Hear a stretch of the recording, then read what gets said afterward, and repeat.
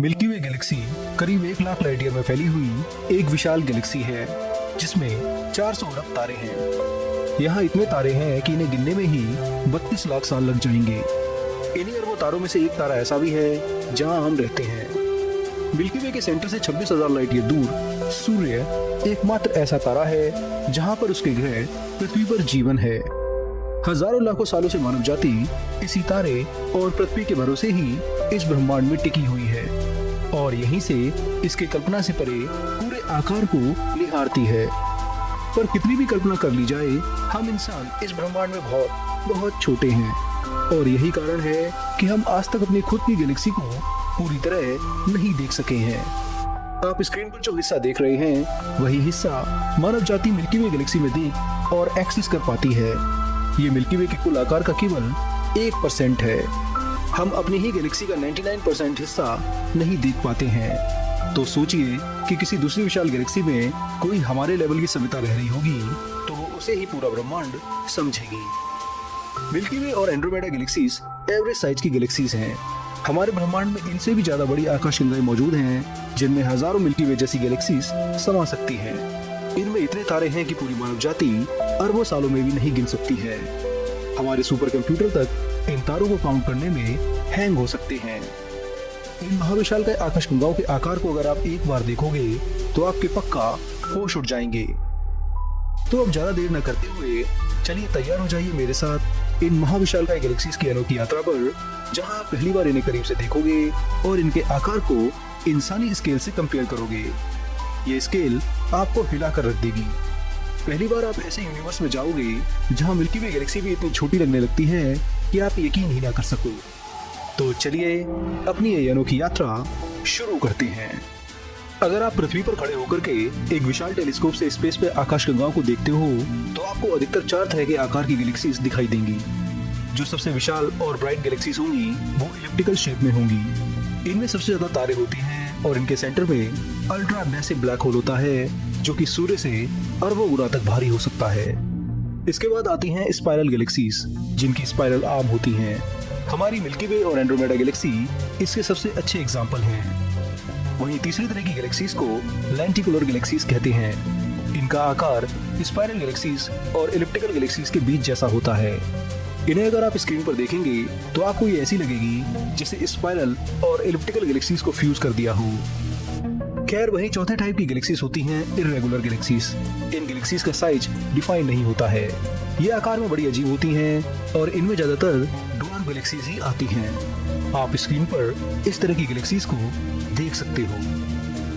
खैर अब आपने इनके आकार को जान लिया है तो मैं आपको ले चलता हूँ पृथ्वी से सीधे 21 करोड़ 20 लाख लाइट ईयर दूर NGC 6872 और कहें तो कॉन्डोर गैलेक्सी की ओर। ये गैलेक्सी आकार में स्पाइरल है। यहाँ आप इसकी 2 लंबी आर्म को देख सकते हैं। ये आर्म्स बहुत ज्यादा विशाल हैं। एक आर्म की ही लंबाई इतनी है कि इसमें 2 मिल्की वे गैलेक्सीज एक लाइन में समा सकती हैं। अगर इस गैलेक्सी के पूरे आकार को देखें तो इसकी चौड़ाई यानी डायमीटर करीब 7,17,000 लाइट ईयर में है। एक लाइन में आप 7 मिल्की वे गैलेक्सीज को रख दो तब भी इसकी लंबाई उनसे ज्यादा होगी। ये अब तक की खोजी गई सबसे विशाल स्पाइरल गैलेक्सी है। इंसानी स्केल पर इसके आकार को मिल्की वे से कंपेयर करें तो अगर आप मिल्की वे गैलेक्सी को एक नॉर्मल इंसान के आकार के बराबर यानी 5 फुट 7 इंच और 170 सेंटीमीटर कर दो तो इस स्केल पर जहां मिल्की वे एक आदमी के बराबर है तो NGC 6872 की हाइट कम से कम 4 मंजिल मकान के बराबर होगी। इसी से आप समझ सकते हैं कि ये गैलेक्सी कितनी विशाल है। पर ये तो अभी शुरुआत भर है। आगे आप ऐसी आकाशगंगाओं की ओर जाओगे जिनके साइज को देखकर वैज्ञानिक तक हैरान हैं। खैर NGC 6872 अगर आप गौर से देखें तो आपको स्पाइरल तो दिखाई देगी पर इसकी जो 2 आर्म हैं वो बड़ी अजीब लगेंगी क्योंकि किसी दूसरी स्पाइरल गैलेक्सी में आर्म्स आमतौर पर एक चक्र की तरह अंदर होती हैं पर यहाँ दोनों आर्म्स को मानो किसी ने पकड़कर खींच दिया हो। तो दोस्तों इसके पीछे इसकी पड़ोसी गैलेक्सी IC 4970 का काम है। इसके ग्रेविटेशनल फोर्स ने NGC 6872 की आर्म्स को ये शेप दी है जिस वजह से ये इतनी विशाल हो गई है। हालांकि मास की बात करें तो इसका मास मिल्की वे के बराबर ही है जो बताता है कि असल में ये गैलेक्सी मिल्की वे जितनी ही है पर दूसरी गैलेक्सी के मर्ज होने के कारण इस समय इतनी विशाल दिखाई दे रही है। हालांकि अरबों साल बाद इसका आकार ऐसा नहीं रहेगा। ये किसी दूसरी शेप में बदल जाएगी। करीब 21 करोड़ लाइट ईयर दूर ये गैलेक्सी हमसे हर सेकंड 4500 किलोमीटर दूर जा रही है। ब्रह्मांड के फैलाव के कारण इसकी ये स्पीड बढ़ती ही जाएगी। अगर आप आज ही इस गैलेक्सी पर लाइट की 10% स्पीड से जाने की कोशिश करोगे तो जब तक आप यहाँ पहुँचोगे तो इस गैलेक्सी में 1 अरब साल तक बीत चुके होंगे और उस समय तक इसमें मौजूद कई तारे मर चुके होंगे और इसके साथ साथ इस गैलेक्सी का आकार भी पूरी तरह बदल चुका होगा। खैर, स्पाइरल गैलेक्सी की इस यात्रा के बाद आइए मेरे साथ चलिए अब लेंटिकुलर गैलेक्सी की यात्रा पर। यह गैलेक्सी आकार में स्पाइरल गैलेक्सी से विशाल होती हैं। तो चलिए अब अपने स्पेसशिप को ले चलते हैं पृथ्वी से 8 करोड़ 20 लाख लाइट ईयर दूर NGC 5084 गैलेक्सी की ओर। ये गैलेक्सी अब तक की खोजी गई सबसे विशाल लेंटिकुलर गैलेक्सी है। इसकी चौड़ाई की बात करें तो ये 7,70,000 लाइट ईयर में फैली हुई है, यानी इसके एक छोर से दूसरे छोर तक जाने में लाइट को भी 7,70,000 साल लग जाएंगे। ये मिल्की वे से लंबाई में 8 गुना विशाल है और इससे 10 गुना भारी है। अगर इंसानी स्केल पर कंपेयर करें तो जहां मिल्की वे गैलेक्सी की हाइट आपके बराबर यानी 170 सेंटीमीटर है, तो उस आधार पर यह गैलेक्सी 5 मंजिल मकान के बराबर होगी। इसे पार करने के लिए अगर आप अपने स्पेसशिप की स्पीड लाइट के 99.9% स्पीड के बराबर कर लेते हैं और टाइम डायलेशन का फायदा उठाते हैं तो भी इसे पार करने के लिए आपके कम से कम 11,000 साल बीत जाएंगे। हालांकि इन 11,000 सालों में पृथ्वी पर पूरे 8 लाख साल बीत जाएंगे और फिर भी इस गैलेक्सी को आप पूरी तरह पार नहीं कर सकेंगे। इसके स्टार क्लस्टर और गैलेक्टिक हालो यानी इसकी भारी बाउंड्री को पार करने में तो आपको और 25,000 साल अपने स्पेसशिप में लगेंगे, तब जाकर के आप इस गैलेक्सी से पूरी तरह बाहर आ पाओगे। असल में एक गैलेक्सी का सटीक आकार निकालना बहुत मुश्किल काम होता है। अगर वह गैलेक्सी हमसे करोड़ों और अरबों लाइट ईयर दूर हो तो जो साइज हम किसी गैलेक्सी का निकालते हैं वो कभी सटीक नहीं होता है।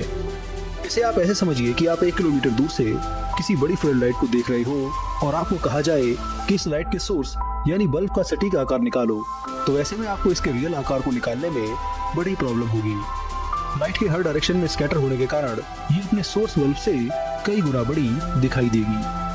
ठीक इसी तरह ये विशाल गैलेक्सीज टेलीस्कोप में दिखाई देती हैं। इनके आकार को निकालने के लिए वैज्ञानिक कई तरह के मेथड यूज करते हैं, तभी जाकर के इन गैलेक्सीज का एस्टिमेट आकार निकल कर आता है।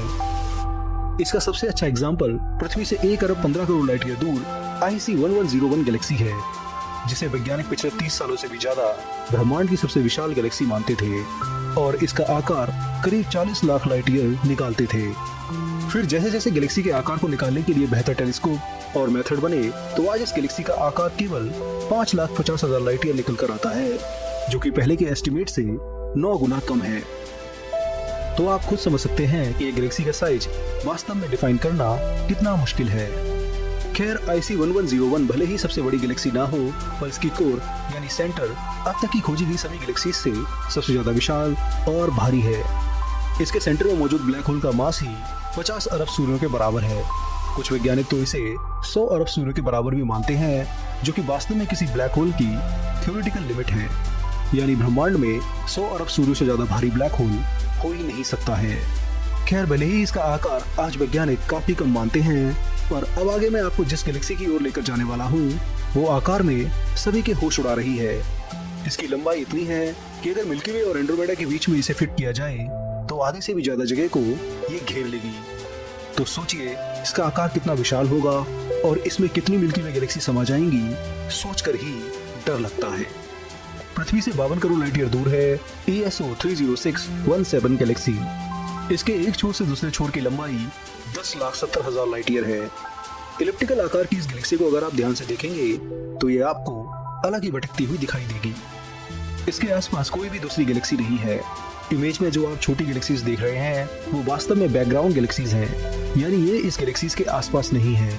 ये हमसे काफी पास में है, पर हमारी ये विशाल गैलेक्सी बहुत दूर है, इसलिए ये इमेज में दिखाई दे रही हैं। खैर, वापस इस गैलेक्सी पर आते हैं। अरबों सालों में इस गैलेक्सी ने अपने आसपास की छोटी गैलेक्सीज को अपनी ग्रेविटी से मर्ज कर लिया है और अब जब कोई गैलेक्सी इसके आसपास नहीं बची है तो अभी अकेले ही अपने स्पेस में भटक रही है। वैज्ञानिक इस तरह की गैलेक्सीज को फॉसिल गैलेक्सी कहते हैं, क्योंकि इन्होंने इस लेवल तक दूसरी गैलेक्सीज को खाया है कि अब कुछ बचा ही नहीं है। इसी वजह से इनका आकार इतना विशाल है कि इन्हें जाइंट इलिप्टिकल भी कहा जाता है। अब अगर आप इस गैलेक्सी के एलियन हैं तो आपको इसके एक छोर से दूसरे छोर तक जाने में मिल्की वे जैसी 11 गैलेक्सीज एक लाइन से पार करनी होगी, तभी ये गैलेक्सी पार हो सकेगी। वहीं दूसरी ओर अगर आपके पास लाइट की 99.99% स्पीड से चलने वाला स्पेसशिप है तो भी टाइम डायलेशन से कुछ फायदा नहीं होगा। इसे पार करते हुए आपकी उम्र फिर भी 15,133 साल बढ़ जाएगी। इससे पता चलता है कि ये कितनी विशाल है। अगर ह्यूमन स्केल पर देखें तो जहां मिल्की वे की हाइट आपके बराबर यानी 170 सेंटीमीटर है, तो इस स्केल पर इस गैलेक्सी की हाइट करीब 62 फीट यानी 7 मंजिल के मकान के बराबर होगी। इसी से आप समझ सकते हैं कि ये कितनी विशाल है। पर ये आकाशगंगा भी आगे आने वाली आकाशगंगा के सामने कुछ नहीं है। पृथ्वी से 65 करोड़ 40 लाख लाइट ईयर दूर है ESO 38376 गैलेक्सी। ये ब्रह्मांड की अब तक की खोजी गई सबसे विशाल गैलेक्सी है। इसका आकार आपके होश उड़ा देगा। करीब 18 लाख लाइट ईयर में फैली ये गैलेक्सी इतनी विशाल है कि इसे एक लाइन में कवर करने के लिए आपको 18 से 19 मिल्की वे गैलेक्सी चाहिए, तभी आप इसे कवर कर पाओगे। अगर ये गैलेक्सी मिल्की वे और एंड्रोमेडा गैलेक्सी के बीच जो दूरी है उसमें रख दी जाए तो 70% तक की एरिया को यही गैलेक्सी कवर कर लेगी। वहीं अगर इसके स्टेलर हालो यानी इसके तारों की चमक और डार्क मैटर के फैलाव को भी जोड़ लें तो ये अपने विशाल आकार में मिल्की वे और एंड्रोमेडा गैलेक्सी को भी शामिल कर लेगी और आधे से ज्यादा लोकल ग्रुप में यही गैलेक्सी दिखाई देगी। अगर ह्यूमन स्केल पर बात करें तो मिल्की वे जहां आपकी हाइट के बराबर है तो ये गैलेक्सी उस लेवल पर 112 फीट की है, यानी 12 मंजिल बिल्डिंग जितनी। इसी से आप समझ सकते हैं कि कितनी विशाल है। अब अगर आप अपने स्पेसशिप से इस गैलेक्सी को लाइट की 99.99% स्पीड से पार करने की कोशिश करते हो तो भी आपको टाइम डायलेशन के होते हुए भी 25,400 साल लग जाएंगे। ये बहुत विशाल गैलेक्सी है। अगर इसकी वॉल्यूम की बात करें तो ये अपने इस आकार में 8,000 मिल्की वे गैलेक्सीज को समा सकती है। हालांकि इतनी विशाल गैलेक्सी होने के बाद भी इसके ब्लैक होल का मास IC 1101 गैलेक्सी के ब्लैक होल के मास से कम है। वैज्ञानिक इसके ब्लैक होल को कम से कम 20 अरब सूर्य जितना भारी मानते हैं, जिससे पता चलता है कि ये गैलेक्सी भले ही आकार में IC 1101 से विशाल है पर मास और तारों की गिनती में काफी पीछे है। इसलिए एक सेंस में आज भी ब्रह्मांड की सबसे बड़ी और भारी गैलेक्सी IC 1101 ही है। खैर ESO 38376 गैलेक्सी हमसे लगातार 11,566 किलोमीटर पर सेकंड की स्पीड से दूर जा रही है। ये स्पीड लाइट की स्पीड की 4% है। पर यह बात सबसे हैरान करने वाली नहीं है। यूनिवर्स का एक्सपेंशन रेट लगातार बढ़ता है और जितनी ज्यादा दूरी होती है गैलेक्सी उतनी ही तेजी से हमसे दूर जाती है। जब ये गैलेक्सी हमसे 1 अरब लाइट ईयर दूर होगी तो इसकी रिसेशन वेलोसिटी यानी हमसे दूर जाने की स्पीड लगभग 21,000 किलोमीटर पर सेकंड हो जाएगी और फिर ये और तेजी से हमसे दूर जाती रहेगी। अगर हम आज लाइट की 99.99% स्पीड से चलने वाला स्पेसशिप इस गैलेक्सी की ओर भेजें तो हमें यहाँ जाने में 68 करोड़ साल लगेंगे, पर यहाँ तक जाने में आपके स्पेसशिप में 9 लाख साल बीत जाएंगे। खैर ऐसा करना लगभग इम्पॉसिबल ही है। हम लाइट की स्पीड से चलने वाला स्पेसशिप फिलहाल नहीं बना सकते हैं, और अगर हमने बना भी लिया तो जब तक ये यहाँ तक पहुँचेगा तब तक ये गैलेक्सी हमसे और दूर हो जाएगी।